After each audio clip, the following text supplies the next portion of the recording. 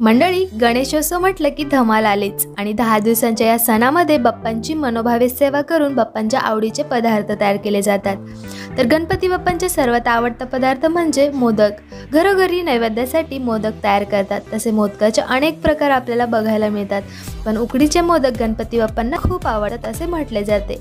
तर आज आपण अगदी सोप्या पद्धतीने पारंपरिक पद्धतीचे उकडीचे मोदक कसे बनवायचे ते पाहणार आहोत।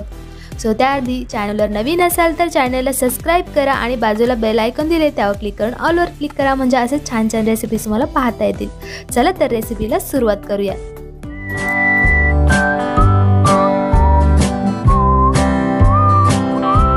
तर उकडीचे मोदक करण्यासाठी आपल्याला पहिल्यांदा सारण तयार करायचे, त्याच्यामध्ये भरायला लागणार। तर इथे मी कढई ठेवली गॅसवरती, त्याच्यामध्ये 1 चमचा साजूक तूप घातले। आता 1 मोठी वाटी मी खोबऱ्याचा म्हणजे खोबरं जे आहे ते मिक्सरमध्ये मी बारीक करून घेतले। तर तुम्ही विळीवरती खोवून देखील घेऊ शकता। तर पूर्ण एका नारळाचा किस आहे हा। तर छानपैकी तुपामध्ये आता परतून घ्यायचे आणि याच्यामध्ये आपल्याला गूळ घालायचे, तर ह्याच्याऐवजी तुम्ही साखर देखील घालू शकता। तर छानपैकी आपण आता परतून घेऊयात। तर ज्या वाटीमध्ये मी खोबरं घेतलं होतं तीच वाटी घेतलेली आहे आणि थोडंसं कमी गूळ टाकलेला आहे, 1 वाटीला थोडासा कमी। तर आता हे चांगलं आपल्याला याच्यामध्ये गूळ विरघळेपर्यंत परतून घ्यायचं आहे आणि आपल्याला याच्यामध्ये इलायची पावडर देखील घालायची आहे, खूप छान चव लागते। तर तुम्हाला जर आवडत नसेल तर तुम्ही नाही घातली तरी चालेल। तर इथे आता इलायची पावडर घालते मी आणि आता गूळ छानपैकी त्याच्यामध्ये मिक्स झाला पाहिजे। थोडंसं परतून घेऊयात आपण अजून।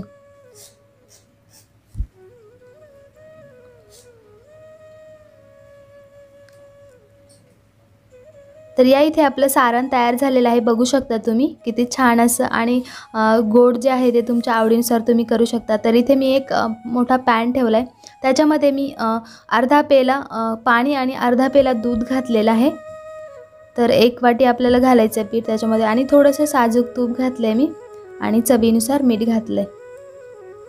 तर याला चांगली आपल्याला उकळी आणून द्यायची आणि नंतर आपल्याला याच्यामध्ये तांदळाचं पीठ घालून चांगलं पीठ मळून घ्यायचं आहे। तर उकळी आलेली आहे। आता इथे मी 1 मोठी वाटी जे आहे ते तांदळाचं पीठ घातलेलं आहे।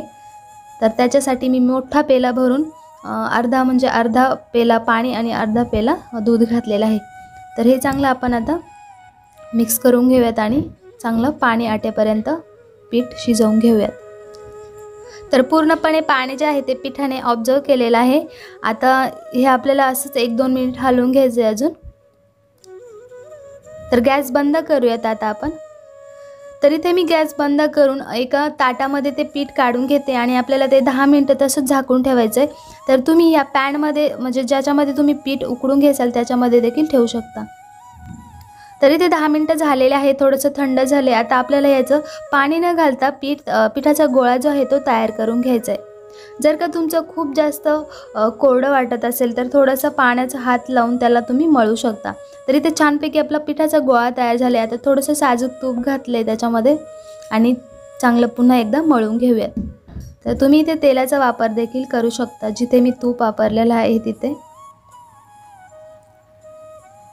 तर आपल्याला लगेचच आता मोदक तयार करायला घ्यायचे। तर कळ्या न पाडता, भरपूर जणांना कळ्या पाडता येत नाहीत, तर अगदी सोप्या पद्धतीने आपण साचा जो असतो त्या पद्धतीने कसे बनवायचे उकडीचे मोदक ते दाखवणार आहे। सो व्हिडिओ नक्कीच पहा शेवटपर्यंत। तर इथे आपण सारण घेतले आणि पिठाचा गोळा देखील घेतला आणि इथे मी छोट्या साईजचा साचा घेतलेला आहे मोदकाचा। तर कशा पद्धतीने करायचे बघू शकता तुम्ही। इथे मी तूप लावले साच्याला। आता काय करायचं, पिठाचं थोडंसं गोळा घ्यायचं आहे आणि त्यामध्ये पहिल्यांदा घालायचं आहे आपल्याला साच्यामध्ये आणि मध्ये असं होल पाडून बाजूने पूर्णपणे त्याला दाबून घ्यायचं आहे, जेणेकरून आपल्या मोदकाला आकार खूप छान येईल। आणि मध्ये असं होल पाडून त्याच्यामध्ये आपल्याला सारण भरायचं आहे। तर आपण सारण भरून घेऊया। तुमच्याकडे जर मोठा साचा असेल तरी चालेल। तर सारण भरून घेतल्यानंतर आपण वरच्या पोर्शनला पण आपण पीठ असं लावून घ्यायचं आहे। जेवढं तुम्ही दाबून बसवाल म्हणजे तर तितकं छान आपला मोदकाला आकार येतो। तर आपण पाहूयात आता कसा झालाय ते। आणि अगदी छान झालाय, बघू शकता किती छान आकार आलेला आहे मोदकाला। आणि दूध घातल्यामुळे आपले मोदक जे आहेत ते अतिशय पांढरे शुभ्र होतात। आणि मी थोडंसं जास्त प्रमाणात सारण घातले त्यामुळे थोडंसं लालसर वाटते बाजूने। तर पुन्हा एक दाखवते तुम्हाला मी करून। तर या पद्धतीने आपण बाजूने पूर्णपणे पीठ लावून घ्यायचं आणि मध्ये थोडीशी जागा ठेवून त्यामध्ये सारण भरायचं आणि नंतर आपल्याला त्याच्यावरती परत पिठाने झाकून घ्यायचं व्यवस्थित असं।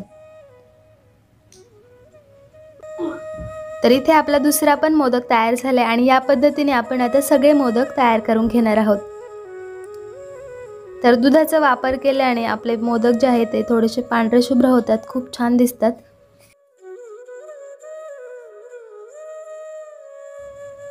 तर या इथे मी सगळे तयार करून घेतलेले आहेत आणि पाहू शकता किती छान असा आकार आलेला आहे। तर इथे मी आपल्याला उकडून घ्यायचं आहे त्याला। तर इथे मी चाळणीला तूप लावलं आहे आणि ते पातेल्यावरती ठेवायचं। पातेल्यातलं पाणी जे आहे ते गरम झालेलं आहे आणि आता मोदक आपल्याला त्याच्यावरती ठेवायचं। मी तूप लावलेलं आहे कारण की चिकटू नये खाली म्हणून। आता प्रत्येक मोदक जो आहे तो आपल्याला त्याच्यामध्ये ठेवून घ्यायचा आणि बघू शकता पाण्याला खूप छान अशी उकळी आली आणि आता याच्यावरती आपल्याला झाकण ठेवून एक 15 ते 20 मिनिटं असंच उकड काढून घ्यायचं। तर एक 20 मिनिटानंतर आपण पाहूयात आता मोदक तयार झालेत की नाही ते। आणि झाकण मध्ये काढून पाहायचं की हाताला पीठ मोदक जर चिकटत असेल तर आपले मोदक तयार नाही झालेत आणि चिकटत नसेल तर मोदक आपले तयार झालेले आहेत। तर इथे पीठ चिकटत नाही आणि खूप छान असे मोदक तयार झालेले आहेत। आता आपण काढून घेऊयात। खूप छान दिसतात आणि याच्यावरती तुम्ही साजूक तूप घालून त्याला डेकोरेट करू शकता किंवा आपलं जे सारण आहे त्याच्यामध्ये तुम्ही ड्राय फ्रूट्स घालू शकता। तर याच्यावरती आता थोडंसं आपण तूप घालून घेऊयात। तर मंडळी, तुम्हाला ही रेसिपी कशी वाटली तुमच्या कमेंट्समधून मला नक्की कळवा। आता काही दिवसांमध्ये गणपती बाप्पांचं आगमन होणार आहे, तर नक्कीच त्यांच्या आगमनासाठी हे असे उकडीचे मोदक बनवा। आणि बघू शकता किती छान असं आपले मोदक तयार झालेत। तुम्हाला मी दाखवते आतमधून सारण किती छान आपलं दिसतंय, हे बघू शकाल। तर पुन्हा भेटूया अशाच एका छानशा रेसिपीसोबत। तोपर्यंत गणपती बाप्पा मोरया।